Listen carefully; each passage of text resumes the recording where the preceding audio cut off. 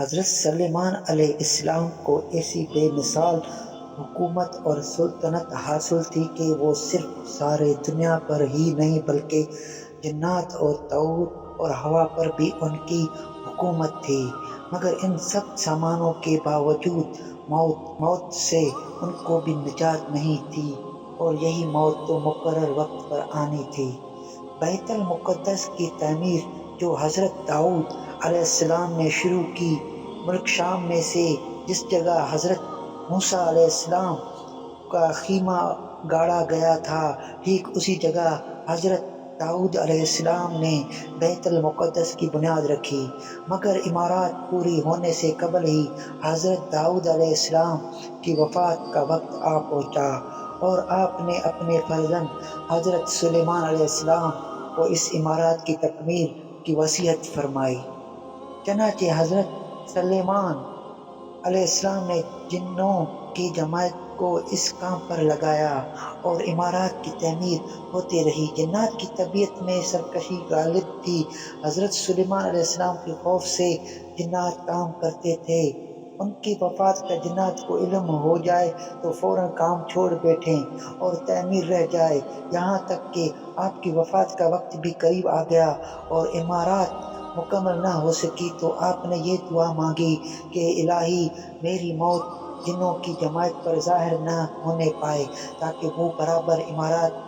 کی تکمیل میں مصروف رہیں اور ان سبوں کو علم غیب کا جو دعویٰ ہے وہ بھی باطل ٹھہر جائے۔ دعا مانگ کر آپ محراب میں داخل ہو گئے اور اپنے عادت کے مطابق اپنی لاٹھی ٹھیک کر عبادت میں کھڑے ہو گئے، اور اس حالت میں آپ کی وفات ہو گئے، مگر جن مزدور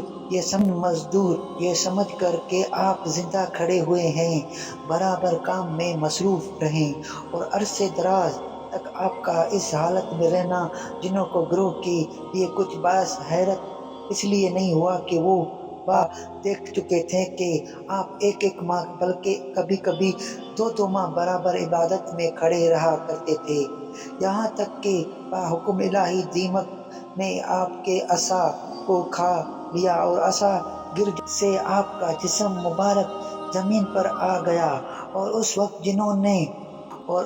جنوں کی جماعت اور تمام انسانوں کو پتہ چلا کہ آپ کی وفات ہو گئی ہے۔ قرآن مجید میں اللہ تعالیٰ نے اس واقعہ کو ان لفظوں میں بیان فرمایا ہے کہ پھر جب ہم نے ان حضرت سلیمان پر موت کا حکم بھیجا تو جنوں کو ان کی موت دیمک ہی نہیں پتہ ہی جو ان کے عصا کو کھا رہی تھی۔ پھر جب حضرت سلیمان زمین پر آ گئی تو جناں کی حقیقت کھل گئی، اگر وہ غیب جانتے ہوتے تو وہ اس ذلت کی عذاب میں اتنی دیر تک نہ پڑے رہتے۔ امید ہے آپ کو ہمارا یہ ویڈیو پسند آئے گا، اور آپ ہمارے چینل کو سبسکرائب کریں، لائک کریں اور آگے شیئر کریں۔ جزاک اللہ۔